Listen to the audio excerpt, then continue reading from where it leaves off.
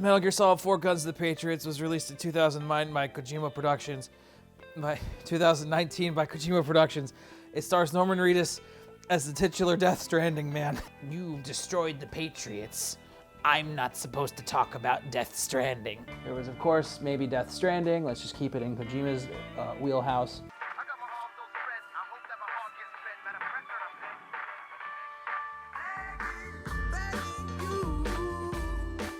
Damn it.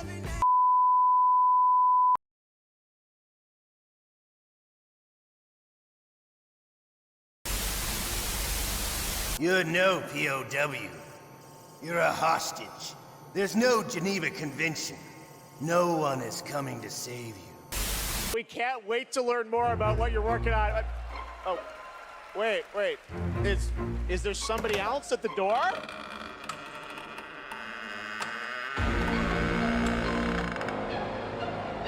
Everyone, please welcome Layrock the Bionicle to the Kojima-verse! But what if the one never belonged to Snape? What if its allegiance was always to someone else? Oh, come on, Tom. Let's finish this the way we started it. Like Mario and Princess Peach.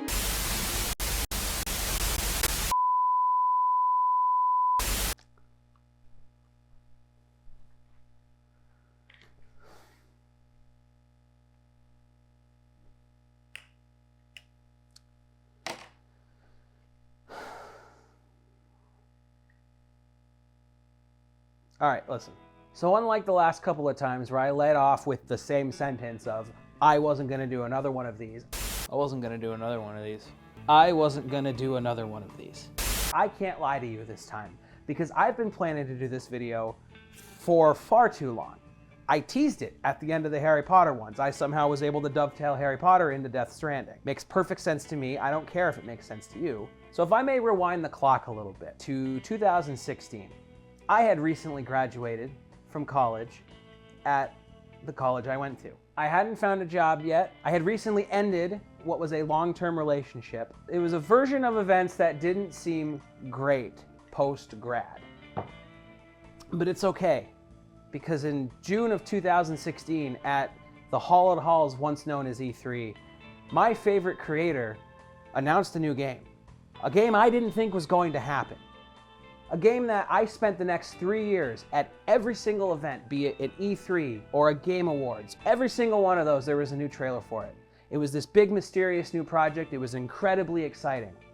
And after 3 years, that game finally released. And that game? Death Stranding is one of the most disappointing video games I have ever played. It's all been saddled on a backbone made of repetitive mission design and arduous traversal that simply can't support its weight over the full course of the journey. Yeah, it's giving me sort of like Death Stranding vibes, you know? Because it's like, it's fucking boring. Was Death Stranding. And now here I am, and I'm going to get drunk and try and summarize its insane plot. For those of you who haven't seen the other ones of these I did, last time in the Harry Potter one, I tried my hand at a mixed drink because I didn't want to have to buy blue curacao for any of the Harry Potter themed ones that other people did the homework on for me. Voldemort piss is gin and lemonade with some lemon flavored seltzer on top. So it's green and spicy, just like Voldemort's piss. I've got a bottle of blue curacao now, but it can get fucked. So I have taken another stab at what I dubbed Voldemort piss from the Harry Potter video. Last time it was a gin and lemonade that I watered down with some seltzer water, and this time it's gin, jalapeno limeade, and Prosecco. So it's still green and spicy and fizzy, just like Voldemort's piss, but now it's got way more alcohol in it. And it doesn't taste nearly as vile. I owe the creation of this drink to my girlfriend, who is not in frame. And that's something else that if you're watching these in succession, you might notice there's a few changes. It's been 3 years since the Harry Potter one. I've moved apartments, I've bought a new camera, and nothing else has changed. I've decided to once again bring back the revolver ocelot shots from the Metal Gear video. So it's American honey and Sprite and then vodka and then alternating that, much like the revolver of a gun. I did one Google search back in 2020 and it's still paying off. I don't have the same shot glasses because again, I moved, but I do have I do have 6 glasses and was able to make it work. So I'm gonna try and find a way to do those throughout. It should also be noted that I'm breaking my own rule. If I could rewind back once again to the second Metal Gear video, I was told to put up cue cards by my former roommate, who is not here at the moment. He's fine, he's not dead or anything, he's watching this. He's currently watching this. If I finish this video, that means you, my former roommate, are watching it. For the second Metal Gear video, my old roommate put up flashcards in our apartment with don't talk about this, don't talk about that. One of those was don't talk about Death Stranding. I still have that cue card that says don't talk about Death Stranding, and I'm going to spend the next 2 to 3 hours breaking that rule. I went through and made notes of the plot of Death Stranding. I did one other thing too. I have been saying for years to the people who watch these videos, friends and whatnot, that if I were to do a Death Stranding video, it'd be the last one. I'm done. So what I did was I've taken every other idea that I've come up with for one of these videos, or that a friend has said, hey, that'd be a fun video, and I wrote them all down. I wrote them all down and put them in this Desolation of Smog. This Hobbit Desolation of Smog movie theater cup that was still in my cupboard. And at opportune times, when there's downtime, I'm gonna draw one. It feels apt because something that's very much in the DNA of Death Stranding are the other things that Hideo Kojima, the creator of Death Stranding and Metal Gear, other bits of pop culture that he's just a fan of. The only collectibles in Death Stranding 1 are just data cards of things he likes. Here's a data entry on a motorcycle he thinks is cool. Here's a data entry on a Nicholas Winding Refn movie. He's in the games, by the way, but also his movies are canon to Death Stranding. How does that work? Eat shit. I have physical copies of both games. I've got the novelizations of the first game. It's a 2-part novelization because it's so much nonsense. I have not read this. I have not read these, but they're on the table. I also have a Death Stranding mug, and if I'm smart, I will take a picture of it and like edit it in where I'm talking. I've got one of those heat reactive mugs from the first Death Stranding, where it's like the handprints from all the ink stuff, and when you make a cup of hot something and put it in, it changes the mug from black to white, but the handprints are still black. It's a really cool mug, but I don't want to break it because it was like $25. It was a COVID purchase. I've also got the book about Hideo Kojima and the things he likes by Hideo Kojima. Are you asking if I read this entire thing? Yes, I did. I read it earlier this year, circa 2025. And it's just about a bunch of shit he likes. And then at the end, there's like a conversation with another writer or something where the writer is like, where'd you come up with Death Stranding? And he's just like, I thought of shit. They didn't want to hire me at Konami anymore, but Sony will give me all the goddamn money I want to just make nonsense with the guy from The Walking Dead.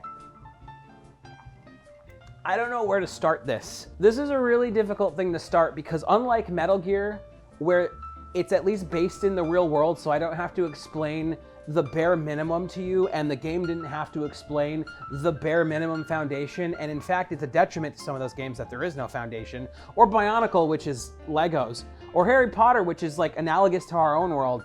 This is a made-up universe. This is like a made-up world where anything can happen, and anything kind of does happen.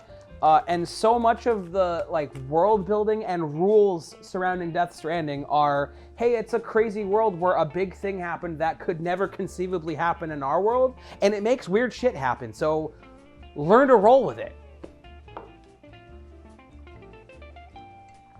Okay, so we're gonna get into the... That was mostly gin. That sip I took, that was primarily gin. Wow. So before I get started here, just so we're clear on the rules, I'm going to do the Ocelot shots throughout, like I do with all the other ones. But when there's a lull in the actual video game of Death Stranding or Death Stranding 2, I'm going to pull something out of the hat at random, out of the cup at random. Why'd I call this a hat? The cup.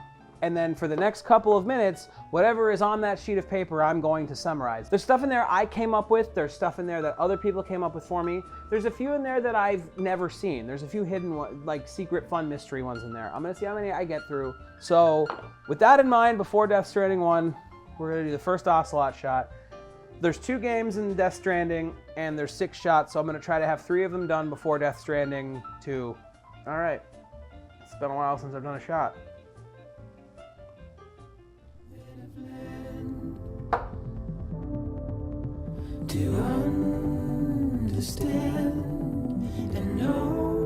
Death Stranding, the first one, was released in 2019 as a PS4 exclusive, and then eventually came to PC and Xbox and Google Stadia, a bunch of shit, but it was like a PlayStation exclusive in 2019.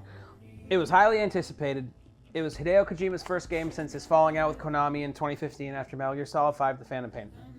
It takes place in a, I think, futuristic version of the United States, where the worlds of the living, where we live, and then the worlds of the dead, where the dead are, have merged due to an apocalyptic event called the Death Stranding.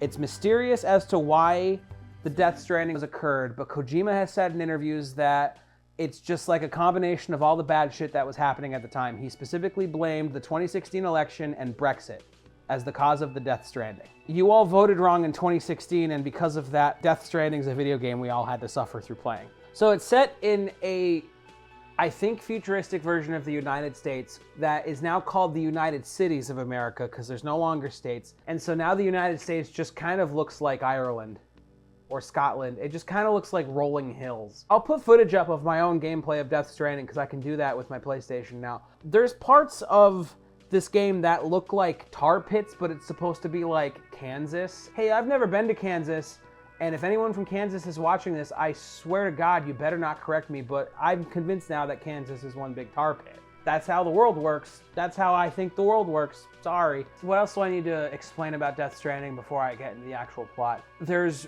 rain that makes you old. It's the rain, it's like from the old beach from M. Night Shyamalan's movie Old, but it's rain. So the rain is called timefall, and it makes you old. So if you're outside when it's raining, it makes things old. There's things called BTs, which are just ghosts from the world of the dead that kind of float around. They're just kind of floating around, being evil and being angry. Oh, what else? There's some stuff called chiralium, which is just like antimatter. It's this new form of matter that came from the world of the dead from the Death Stranding. See what I mean about how, like, with Metal Gear, I didn't have to explain like I didn't have to explain like how like dirt worked in Metal Gear. You already understand how the ground works. Like, you didn't need to know when Snake walked through grass. I didn't have to explain to you what grass was. But Death Stranding has its own fucking version of everything. So like the fucking bedrock of the whole world has to be re-explained here. I'm sure I'm forgetting stuff. So there's these things that people can use called BBs, which stands for Bridge Baby. It's a baby fetus that goes into a jar that you place into like a baby bucket, and then you carry around on you. And it lets you see where the BTs are, because the way it works is that the BBs are fetuses taken from mothers who are in comas. And so because of that, they have a connection to the world of the dead because the mothers are brain dead. And so you can see where the ghosts are. And so people use that to be like, hey, now we know where the ghosts are. We can like go not get attacked by ghosts. But some people have an affliction called DOOMS. It's spelled like an acronym, but it's never fucking explained what the acronym stands for. And DOOMS is essentially like a genetic sickness you can get that lets you see BTs anyway. And there's different levels to it. And I bring it up because the main character I'm about to mention has DOOMS, but only level 1, so he can just see footprints, which is where all the like inky footprints from the like Death Stranding iconography comes from. I think that's everything. I think that's all the shit I need to explain. Yeah, BBs are unborn fetuses. They're called still mothers. Game starts. Okay, so the game starts and you play as Norman Reedus from Walking Dead and Death Stranding fame. I don't know what else he's in. Oh,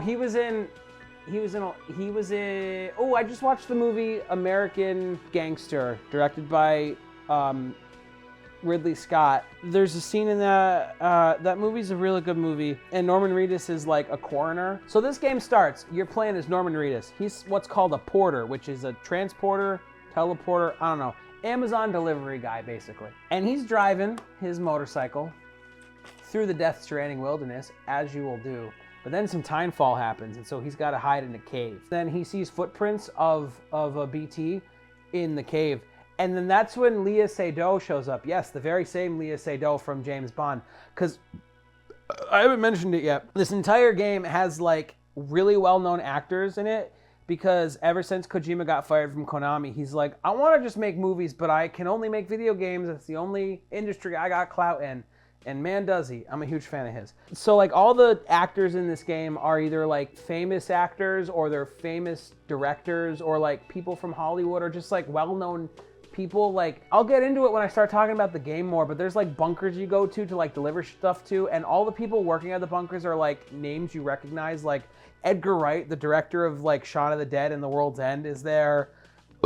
The guy who directed Kong Skull Island has a bunker. Anime directors are in there, whose names I don't recognize, because I don't super know like the behind the scenes of anime.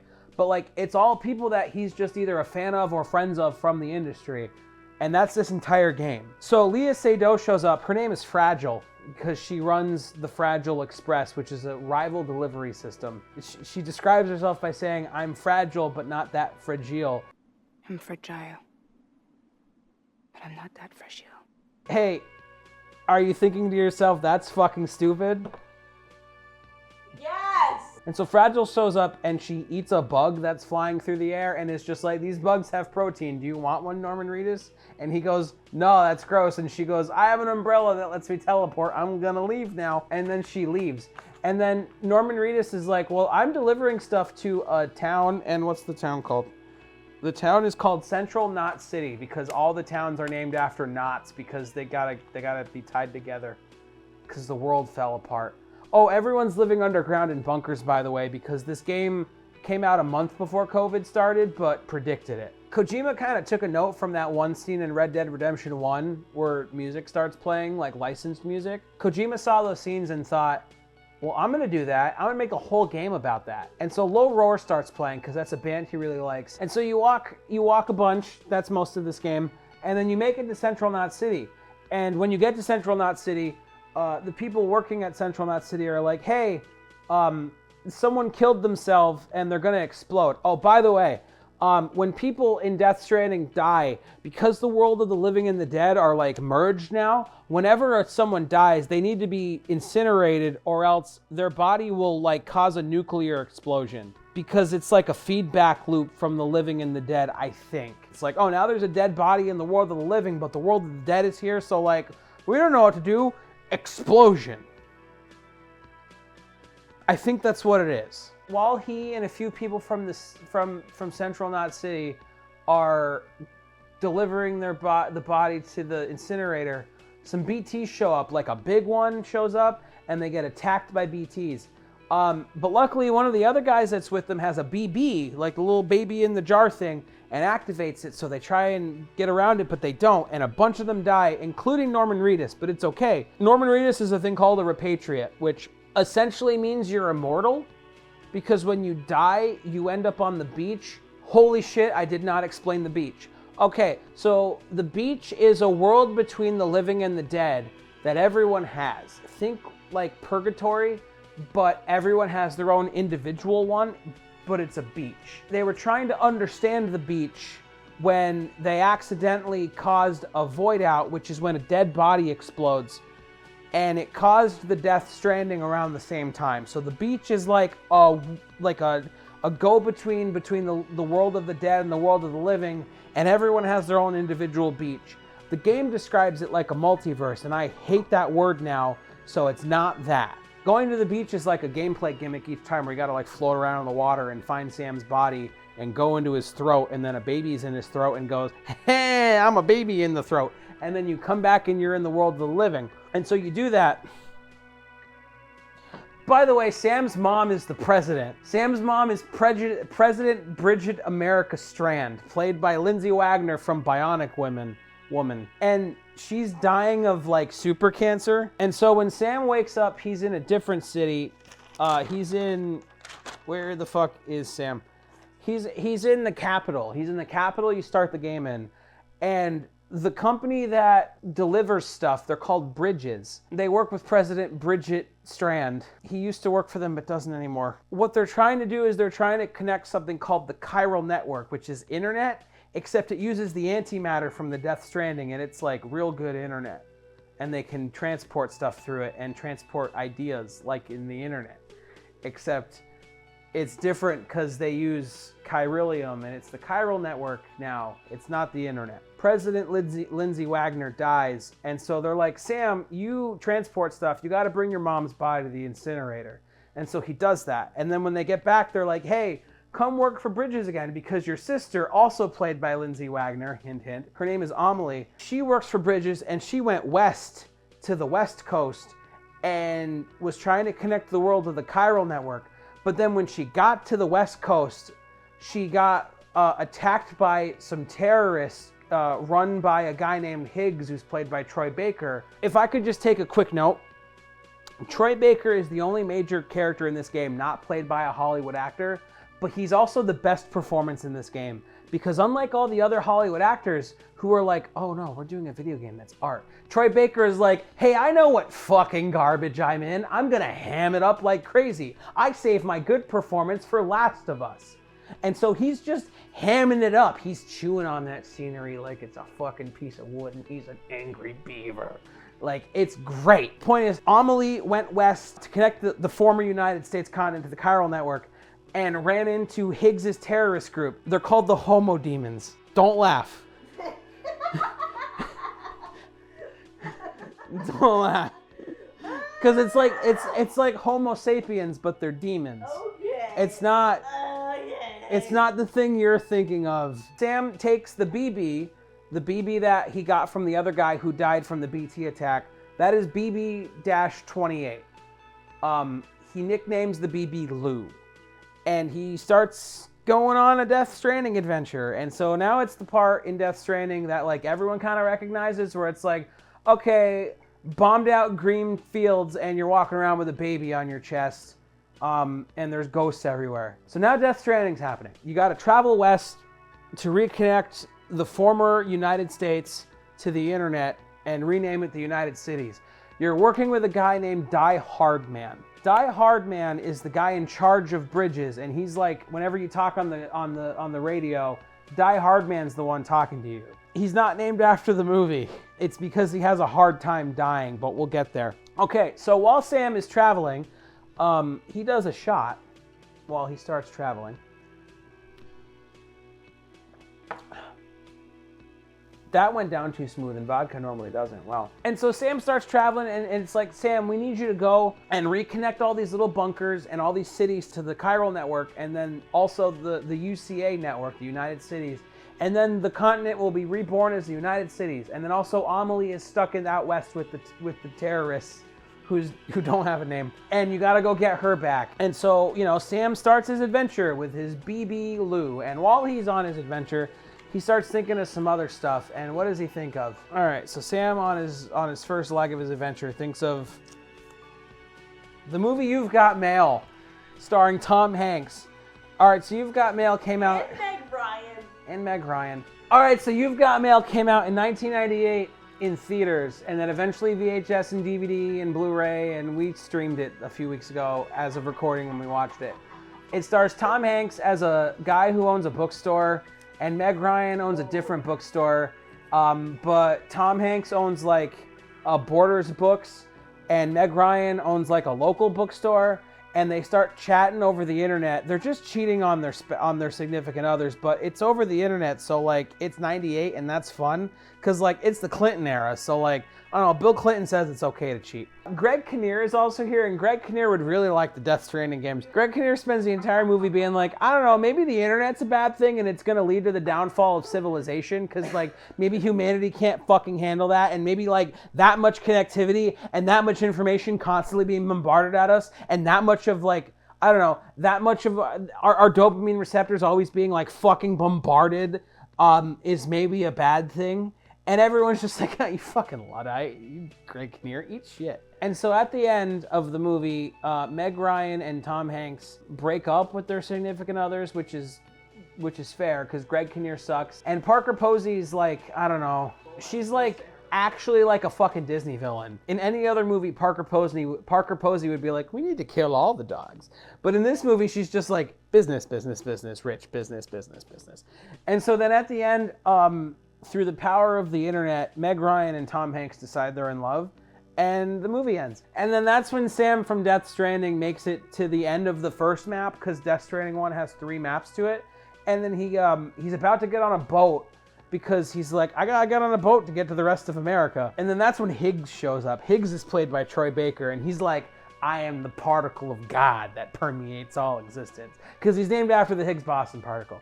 Oh my God. I love these games. The name's Higgs, the particle of God that permeates all existence.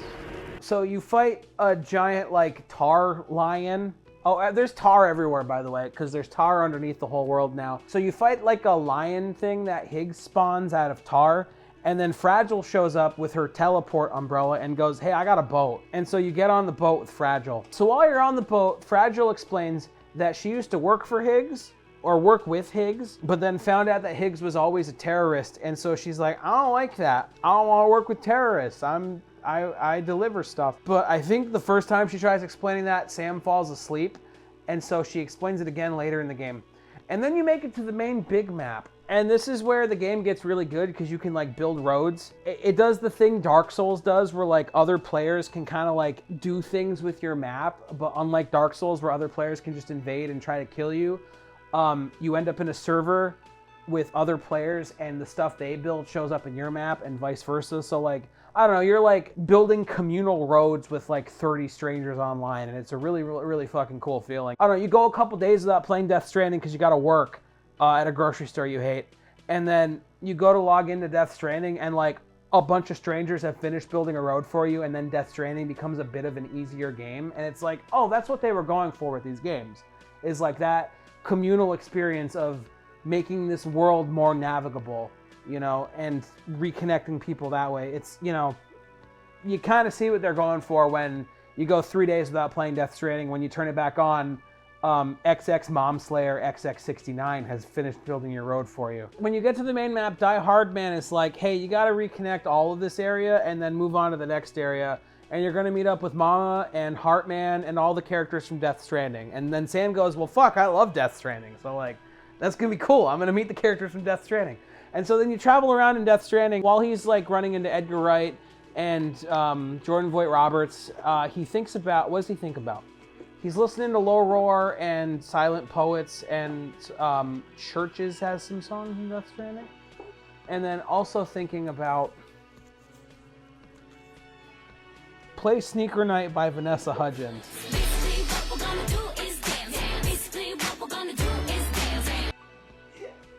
Sam doesn't think about jack shit. Okay, so eventually you make it to the southern part of the first part of the map, and Fragile explains why she has a bad relationship with Higgs.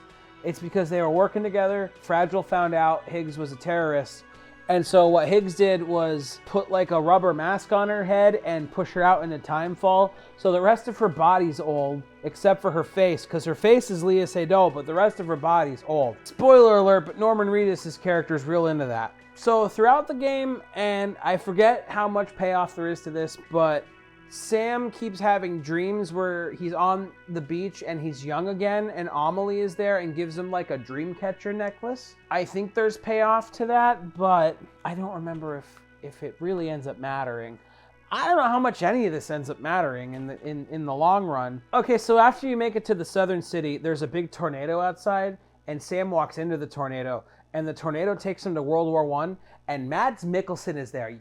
Mads Mikkelsen from James Bond fame, and also that movie Another Round where he's just kind of drunk the whole day. And also he was in Death Stranding.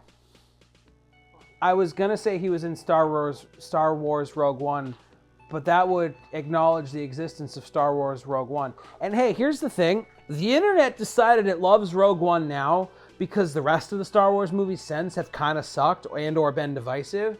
I remember a time where it was like the popular opinion to hate Rogue One, and I've never liked Rogue One. Rogue One's a good idea with no characters, with like a really manipulative ending, and a bunch of like really like embarrassing de-aging CGI. Having young Leia, but she looks like Play-Doh, is goddamn embarrassing, and I don't care how fucking proud you were of Unreal Engine 4 that you could spawn in young Carrie Fisher. You should be goddamn ashamed of yourself for the fucking movie Rogue One. Mads Mikkelsen was in it, and Mads Mikkelsen is also in the video game Death Stranding, something that he has admitted in interviews he did not understand, but should be proud of, because it's much better than a goddamn movie where it's just them pandering to the absolute worst of the Star Wars fan base, just to be like, hey, remember the one Star Wars movie in 1977 that George Lucas's wife made basically by herself?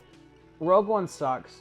Anyway, you get transported to like a World War I beach, and Mads Mikkelsen is there with a bunch of like other soldiers. He's dressed as a soldier, and he's like, you have my baby.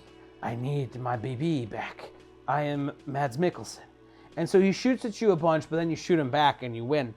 And so then you make it back out of there. You talk to the other characters and they're like, it's only been a couple of seconds. But Sam Norman Reedus is like, no, I was in World War I for like hours. What do you mean? And they're like, it's been like 8 seconds. You walked towards a tornado and then stopped. And that'll get explained later, don't you worry. So throughout the game, speaking of Mads Mikkelsen, there's this reoccurring thing whenever you leave like a safe house or something, because you get safe houses in all the bunkers, where when Sam connects to BB, to Lou, he sees memories of inside the BB pod, and it's Mads Mikkelsen talking to BB. It's like BB's memories that Sam is experiencing, or is it?